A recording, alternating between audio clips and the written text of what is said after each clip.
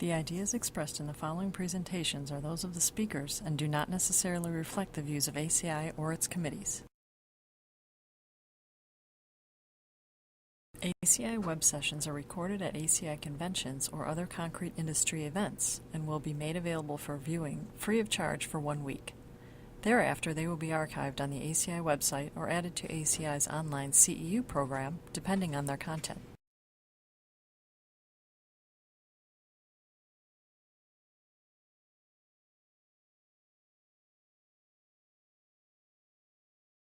Our last presentation is from Pasquale Basso.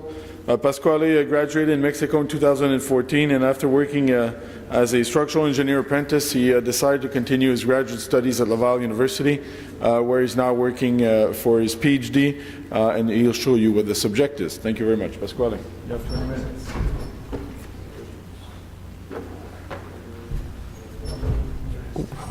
All right. Good afternoon, everybody. My name is Pasquale Basso, and I'll be presenting a little bit of my research of PhD we're undertaking at Laval University. And we'll be talking about the fundamental approach of Shotcrete application for an adequate structural performance, and this is in terms of bond strength of reinforcing bars. So needless to say, because you've had a lot of education today about Shotcrete, but we can do a lot of structural elements with Shotcrete, either dry mix or wet mix, but as you can see, we can do from structural columns to retaining walls, and basically to any other type of structural element.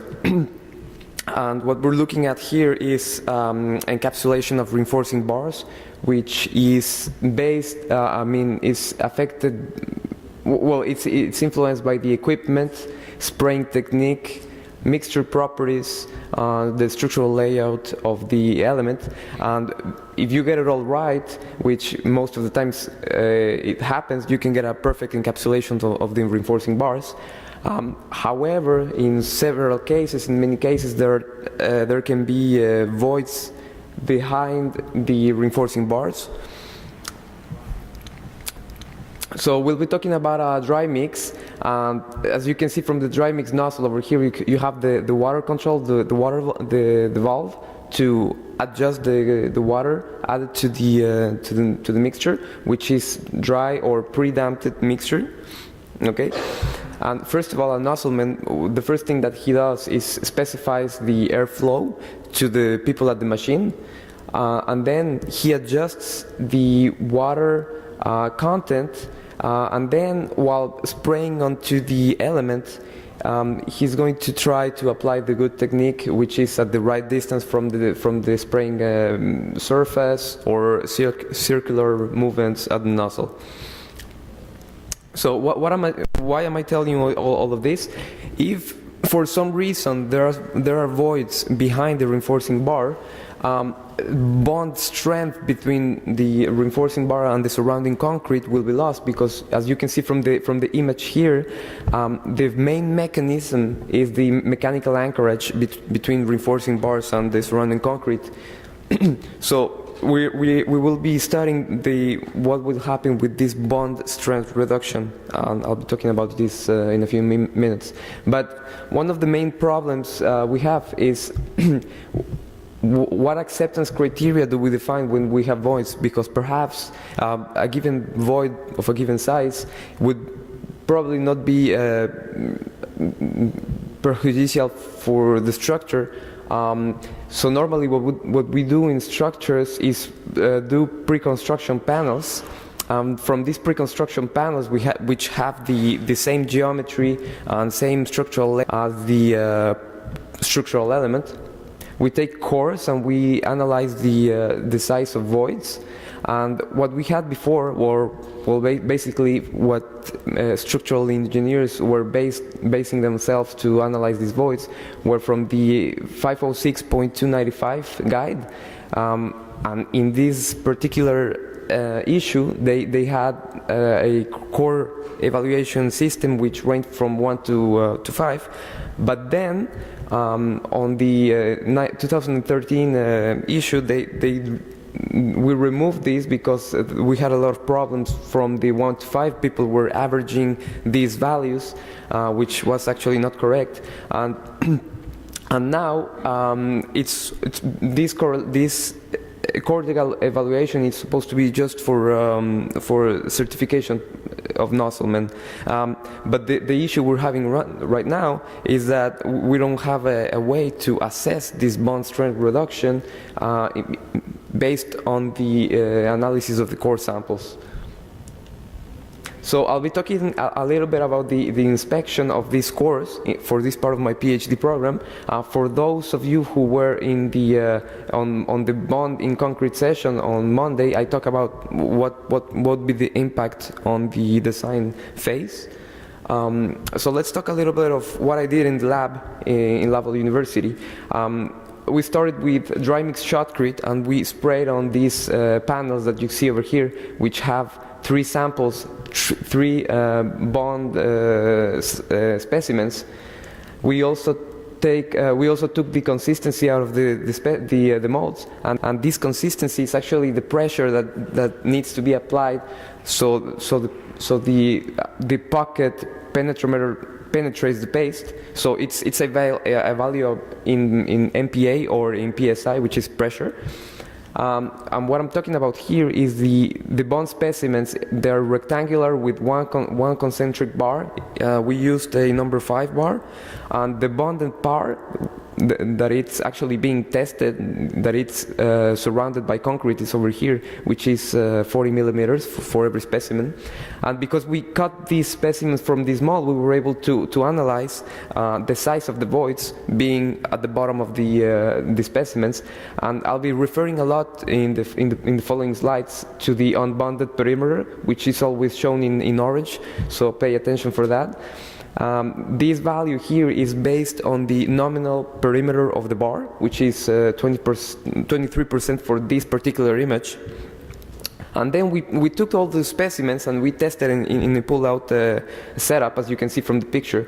So we had LVDTs at the top of the specimen measuring this slip of the bar. So let's talk about the results in terms of consistency right now. For the case where we obtained a perfect encapsulation of these reinforcing bars, we have 2 set of groups here based on the load and slip graph that you can see.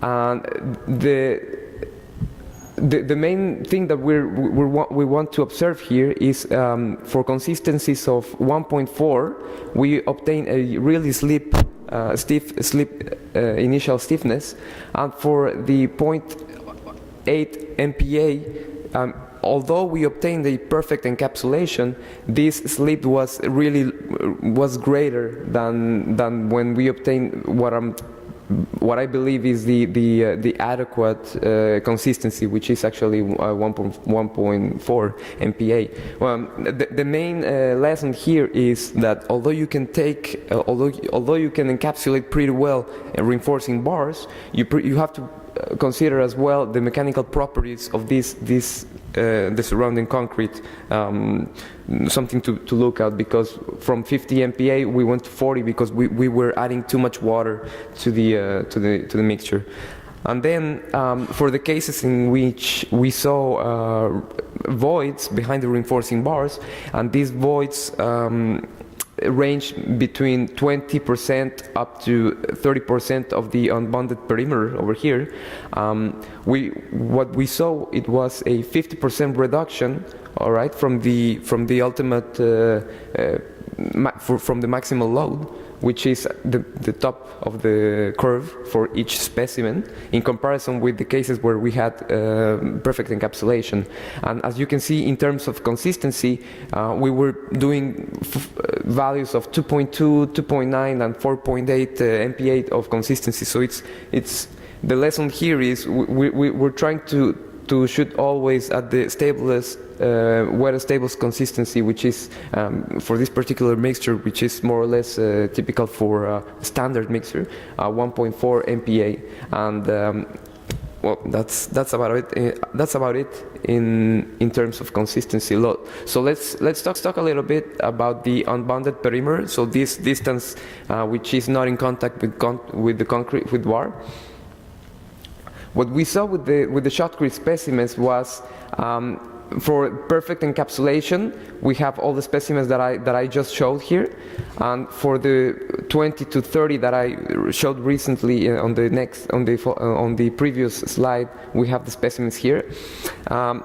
The only thing that we can assess from this graph is a 50% bond reduction, which I already discussed in terms of consistency. But the thing is, we weren't able to analyze the unbounded perimeter from values of 5 to 20% because we weren't able to create them in laboratory, just varying this water addition in the dry mix nozzle. So if we want to study the impact of these voids, what do we do? What we're doing in the laboratory, we were creating casting place specimens with artificial voids. All right. So this casting place mixture was the exact same mixture as we used in dry mix. However, we did it as if we had it cast in place, right? So you have a typical Shotcrete specimen over here, but then we took artificial voids, which are made out of silicon, and they're placed all over the bonded length of the specimens. And in this manner, we are able to study the impact of a 10%, 20%, and 30% unbounded perimeter. So we were able to study the impact. And you'll see pretty much the interesting part in this part of the study is that we now obtain values which we were missing with the Shotcrete specimens from the 5 to 20%. And as you can see from the image, it's pretty interesting to know that from 0, so a perfect encapsulation, up to approximately 20% of this unbounded perimeter, we obtained at service loads a comparable performance to a perfect encapsulation reinforcing bar. However, at the ultimate load, so once we reach this maximal load and the specimen fails, we always have this linear reduction of bond strength reduction. So that's pretty interesting in terms of what we can do in acceptance criteria. So the discussion further.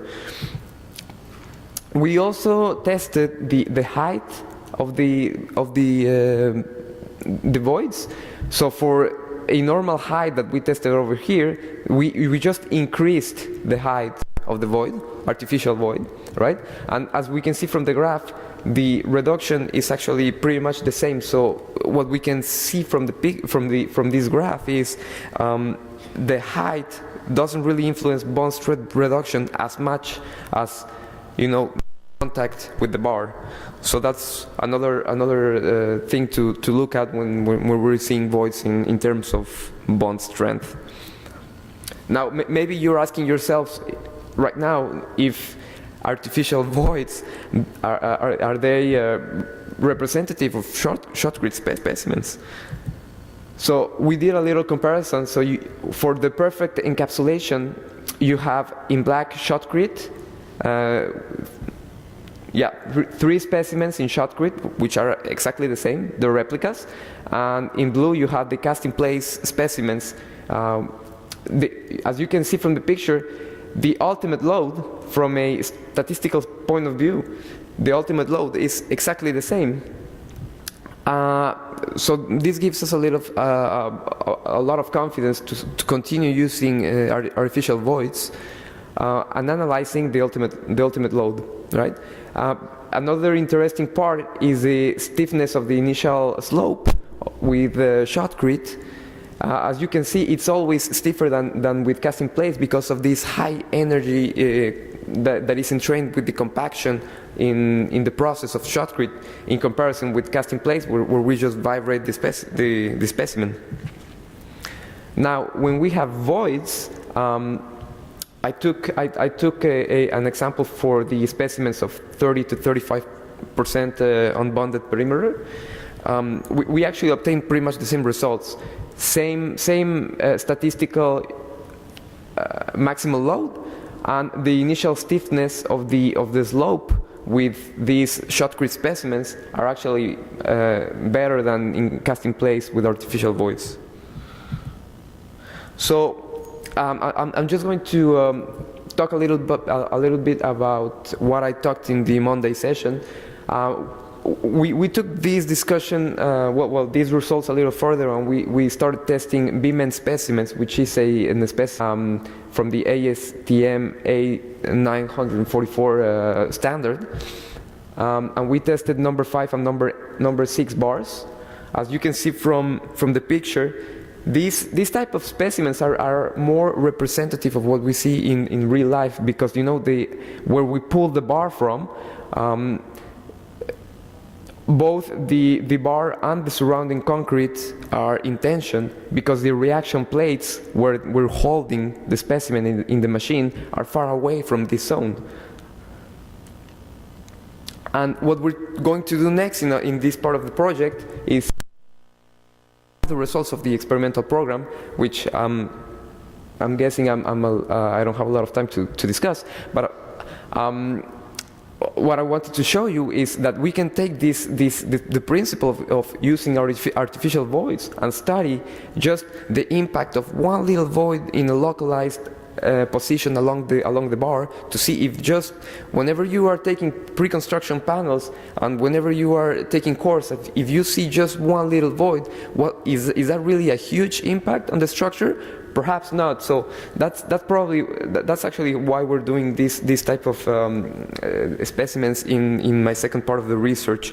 However, I don't have time to discuss it right now, but if you have any questions further along, I'll be happy to answer them. So in conclusion, this high compaction caused by shooting with Shotcrete creates a better interface between the bar and the concrete than with casting place.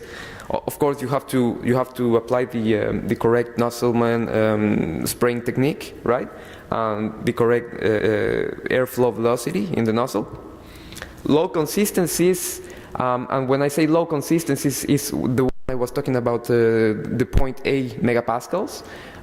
They can create good encapsulation. However, just be aware of this is because you are getting a little bit more water in concrete, so the water to binder ratio actually is getting a little bit higher. So this encapsulation bar slip is going to be also increased.